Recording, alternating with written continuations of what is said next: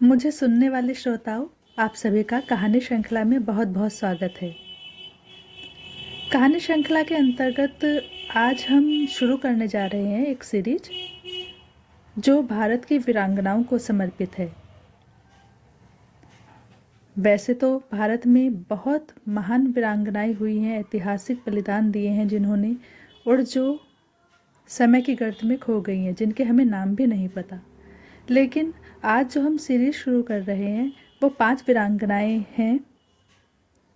बेगम हजरत महल, झांसी की रानी लक्ष्मीबाई, झलकारी बाई, लक्ष्मी सहगल, दुर्गा भाभी।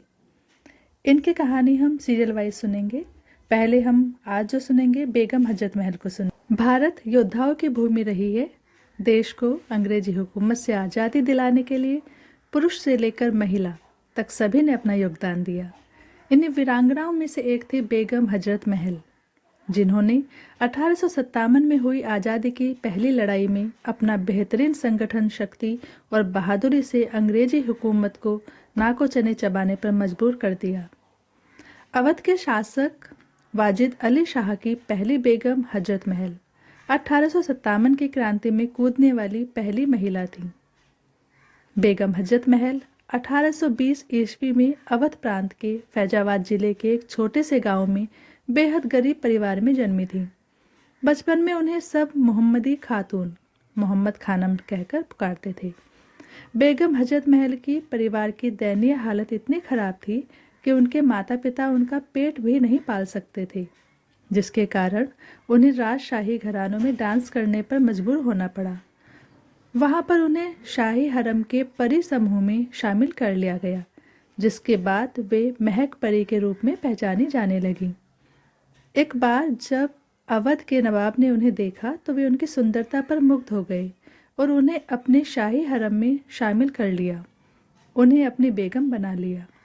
इसके बाद उन्होंने बिरजिस कादर नाम के पुत्र को जन्म दिया। फिर उन्हें हजरत महल की उपाधि दी गई। काफ़ी संघर्षों भरा जीवन जीने के बाद नवाब की बेगम बनने पर उनकी ज़िंदगी में खुशहाली आई, लेकिन यह ज़्यादा दिनों तक नहीं टिक पाई। सन 1856 ईस्वी में ब्रिटिश ईस्ट इंडिया कंपनी ने अवध राज्य पर कब्जा कर लिया और ताजदार ए अवध नवाब वाजिद अली शाह को बंदी बना लिया, जिसके बाद बेगम हजरत महल ने अपने नाबालिग बेटे बिरजिस कादर को राजगद्दी पर बिठाकर अवध राज्य की सत्ता संभाली। 7 जुलाई 1857 ईस्वी से उन्होंने अंग्रेजों के खिलाफ रणभूमि में उतर गईं। वे एक कुशल रणनीतिकार थी, जिनके अंदर एक सैन्य एवं युद्ध कौशल समेत कई गुण विद्यमान थे। उन्होंने अंग्रेजों के चंगुल से अपने राज्य को बचाने के लिए अंग्रेजी सेना से वीरता के साथ डटकर मुकाबला किया था। बेगम हजरत महल सभी धर्मों को समान रूप में देखती थी। वे धर्म के आधार पर कभी भी भेदभाव नहीं करती थी। उन्होंने अपने सभी धर्मों के सिपाहियों को भी समान अधिकार दिए थे। इतिहासकारों का मानना है कि वे अपने सिपाहियों की हौसला बढ़ाने के लिए खुद ही युद्ध मैदान में चली जाती थीं। हजरत महल की सेना में महिला सैनिक दल भी शामिल था, जो उनकी सुरक्षा कवच था। सन 1857 में जब विद्रोह शुरू हुआ तो बेगम हजरत महल ने अपनी सेना और समर्थकों के साथ ब्रिटिश ईस्ट इंडिया कंपनी के खिलाफ विद्रोह छेड़ दिया। बेगम हजरत महल के कुशल नेतृत्व में उनकी सेना ने लखनऊ के पास चिन्हट दिलकुशा में हुई लड़ाई में अंग्रेजों के छक्के छुड़ा दिए थे। लखनऊ में हुए इस विद्रोह में साहसी बेगम हजरत महल ने अवध प्रांत के गोंडा, फैजाबाद, सलोन, सुल्तानपुर, सीतापुर, बहराइच आदि क्षेत्र को अंग्रेजों से मुक्त कराकर लखनऊ पर फिर से अपना कब्जा जमा लिया था। इतिहासकारों के अनुसार अंग्रेजों के खिलाफ हुई इस लड़ाई में बेगम हजरत महल का कई राजाओं ने साथ दिया था।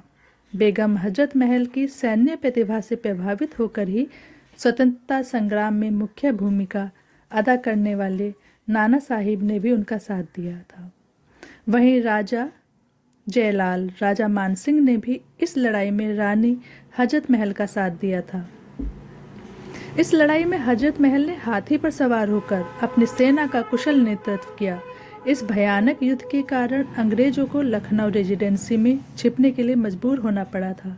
हालांकि बाद में अंग्रेज़ों ने ज़्यादा सेना और हथियारों के बल पर एक बार फिर से लखनऊ पर आक्रमण कर दिया और लखनऊ और अवध के ज़्यादातर हिस्सों में अपना अधिकार जमा लिया, जिसके चलते बेगम हजरत महल को पीछे हटना पड़ा और अपना महल छोड़कर जाना पड़ा। इस हार के बाद वे अवध के देहातों में जाकर लोगों को अंग्रेज़ों के खिलाफ लड़ने के लिए एकत्रित करती रहीं।